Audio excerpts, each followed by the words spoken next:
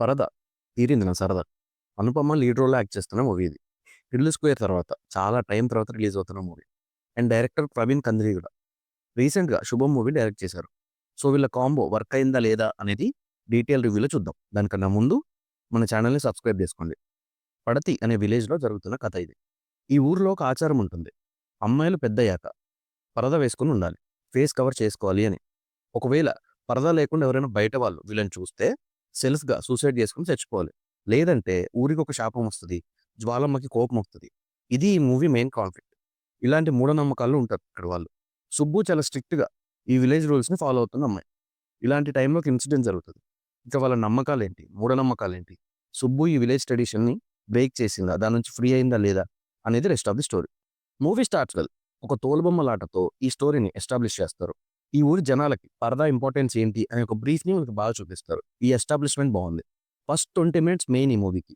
Main conflict అంతా ఇక్కడే ఉంటుంది. ఇది మిస్ అయ్యారా?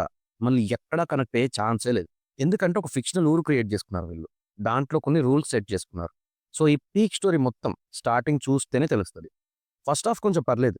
వీళ్ళ బ్యాక్ స్టోరీ ఓపెన్ చేస్తారు. ఏదో కొత్తగా ట్రై చేయాలి అనుకుంటున్నారు అనిపిస్తది. తెలుస్తది. వీళ్ళు తీసుకున్న కొన్ని పాయింట్స్ అలానే ఉంటాయి. అండ్ దర్శన రాజేంద్రన్ యాస్ అమిష్ట. క్యారెక్టర్ ఇంటరాక్షన్ ఉంటది. తన క్యారెక్టర్‌కి ఒక యాటిట్యూడ్ ఉంటది.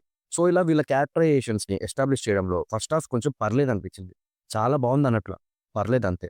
ఇక సెకండ్ హాఫ్‌లో మూవీ వేరే వేరే ప్లేసెస్‌కి ట్రావెల్ అవుతుంది. కొన్ని క్యారెక్టర్స్ వాళ్ళని వాళ్ళు సెల్ఫ్ డిస్కవరీ చేసుకుంటారు.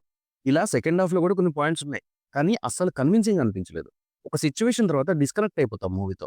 ఇంకా క్లైమాక్స్ ఏముండదు నీరసం తప్ప. సుబ్బు క్యారెక్టర్‌కి ఒక స్ట్రాంగ్ ఎమోషన్ ఉంటది. ఏంటంటే వాళ్ళు ఇన్ని ఇయర్స్‌గా ఫాలో అవుతున్న ఒక ట్రెడిషన్‌ని బ్రేక్ చేయడం అంటే ఈ క్యారెక్టర్‌కి చాలా పెద్ద విషయం. కానీ సింపుల్‌గా తీసేసా అయితే ఏమైంది అన్నట్లు చూపిస్తారు. ఇంత మంచి ఎమోషన్‌ని వేస్ట్ చేసుకున్నారు. ఇదనే కాదు మూవీలో ఎమోషన్‌కి చాలా తక్కువ కనెక్ట్ అవుతాం మనం. ఈ కనెక్షన్ లేకపోతే ఎంత కంటెంట్ ఉన్నా వేస్ట్. అండ్ లాజిక్స్ ఇవైతే మొత్తమే మర్చిపోండి. ఫిక్షనల్ స్టోరీ గనక ఎలా ఎక్స్‌పెక్ట్ చేయకూడదు. కానీ కొంతమంది ఎక్స్‌పెక్ట్ చేస్తారు. వాళ్ళు చాలా సార్లు డిసప్పాయింట్ అవుతారు మూవీలో. సుబ్బు క్యారెక్టర్‌ని చాలా బాగా హ్యాండిల్ చేసింది అనుపమ. సెల్ఫ్ ఫ్రీడమ్ కోసం తను చేసే ట్రై కానీ, సుబ్బు క్యారెక్టర్‌కున్న రెస్ట్రిక్షన్స్‌ని గాని చాలా బాగా ఎగ్జిక్యూట్ చేసింది. యాక్టింగ్ వైస్ తన బెస్ట్ ఇచ్చింది. మూవీలో సంగీత గారు కూడా ఉంటారు. కానీ ఫుల్ లెంగ్త్ క్యారెక్టర్ అయితే కాదు. అయితే సంగీత అండ్ హర్ష మధ్య కొన్ని కన్వర్జేషన్స్ ఫన్నీగా ఉన్నాయి. ఫోన్ కాల్ ఎపిసోడ్ కూడా బావుంటుంది. అనుపమ, దర్శన, సంగీత వీళ్ళు ముగ్గురు కలిసి ఉన్న సీక్వెన్సెస్ బావుంటాయి. యాక్చువల్‌గా ఈ మూవీ చూడడానికి one fine reason is trailer. Because ఈ రోజుల్లో ఇలాంటి ట్రెడిషన్ ఫాలో అవ్వడం అనే పాయింట్ నాకు ఇంట్రెస్టింగ్ అనిపించింది. ఇంకా performances wise Anupama did decent job. Subbu క్యారెక్టర్‌ని చాలా బాగా హ్యాండిల్ చేశారు. ప్రెజెంట్ చేశారు స్క్రీన్ మీద. చాలా బాగా యాక్ట్ చేశారు. లాస్ట్ మూవీకి, ఈ మూవీకి కంప్లీట్ ఫ్లిప్ ఉంది. స్టోరీ సెలక్షన్‌లో అండ్ క్యారెక్టరైజేషన్‌ని చూజ్ చేసుకోవడంలో. దర్శన రాజేంద్రన్‌కి ఇది డెబ్యూ మూవీ తెలుగులో. చాలా కాన్ఫిడెంట్‌గా పుల్ చేశారు క్యారెక్టర్‌ని. సంగీత గారిది చిన్న రోల్ అయినా పర్ఫార్మెన్స్ బావుంది. ఈ ముగ్గురు తప్ప పెద్దగా ఎవరు ఇంప్రెస్ చేయరు. రాజేంద్ర ప్రసాద్ గారు, గౌతమ్ వాసుదేవ్ మీనన్ వీళ్ళు కూడా ఉంటారు. యూజ్ చేసుకోలేదు. ఇంకా మ్యూజిక్ విషయానికొస్తే Gopi Sundar was completely disappointed. సాంగ్సే పెద్ద ఇంపాక్ట్ ఇవ్వంటే బీజీఎంతో భయపెట్టారు. చాలా వరకు మూవీలో ఎక్కడ ఎంత అవసరమో అది మాత్రం కొట్టలేదు. సినిమాటోగ్రఫీ పర్లేదు. రైటర్, డైరెక్టర్ ప్రవీణ్ కందిరీగుల ఒక స్టేట్మెంట్ ఇచ్చారు రిలీజ్‌కి ముందు.